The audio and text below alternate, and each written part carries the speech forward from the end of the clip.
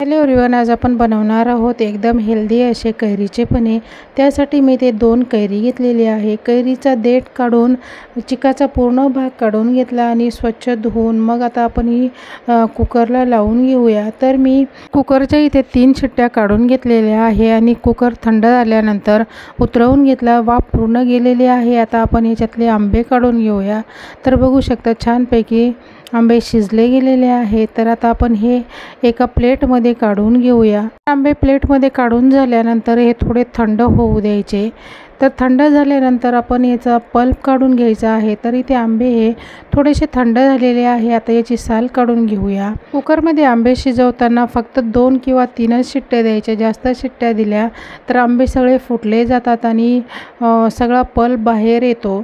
तर आता आपण या आंब्याची साल काढून त्याचा पल्प काढून घेऊया। तर असे मी दोन्ही आंब्याच्या सालीचा पल्प आणि कोईचा पल्प काढून घेते। तर आता बघू शकता मी दोन्ही आंब्यांचा कोईचा असा पल्प पण काढून घेतला आणि आता हे एका प्लेटमध्ये काढून झाल्यानंतर आपण हे मिक्सरच्या भांड्यामध्ये घालून घेऊया। उन्हाळ्यामध्ये पौष्टिक असे हे कैरीचे पने आवर्जून केले जातात आणि ही पेस्ट आपण आठवडाभर फ्रीजमध्ये ठेवू शकतो, खराब होत नाही। तर आता ही पेस्ट आपण मिक्सरच्या भांड्यामध्ये घालून घेतलेली आहे। आता यामध्ये आपण मसाले घालूया।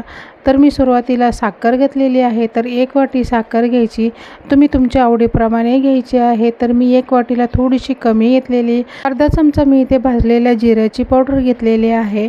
अर्धा चमचाला थोडासा कमी दालचिनीची पावडर आहे आणि अर्धा चमचाला कमी काळी मिरी पावडर घेतलेली आहे। आता यामध्ये आपण पुदिन्याची पानं घालूया, यामुळे शरीराला थंडावा राहतो।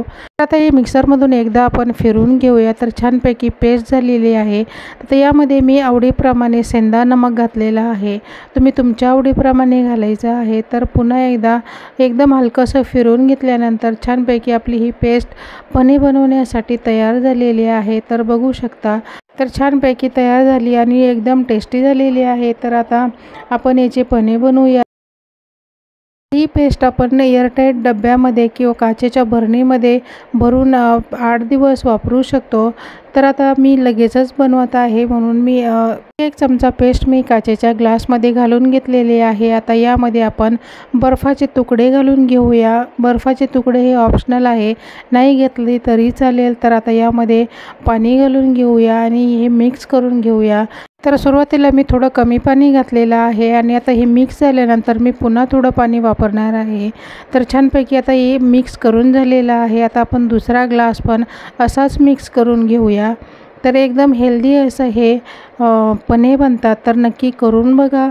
व्हिडिओ आवडला तर लाईक करायला विसरू नका। तर छानपैकी आपले पने तयार झालेले आहे, तर नक्की करून बघा। तर आता आपण यामध्ये पुदिन्याची पानं घालूया आणि पिण्यासाठी आपले कैरीचे पने तयार आहे। धन्यवाद।